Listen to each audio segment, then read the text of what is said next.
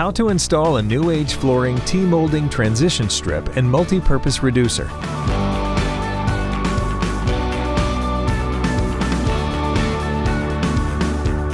Here are the recommended tools required for complete installation.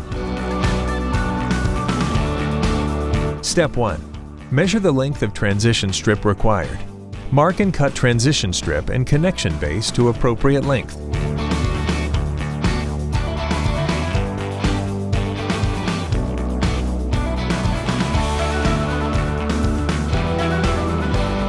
Step 2.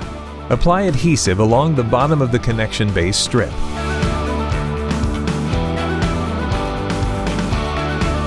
Step 3.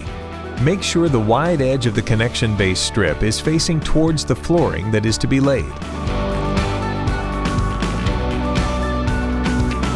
Step 4. Secure plank or tile into place. Step 5. Snap T-molding transition strip or multi-purpose reducer into base. Push down until strip is securely in place. Thank you for watching.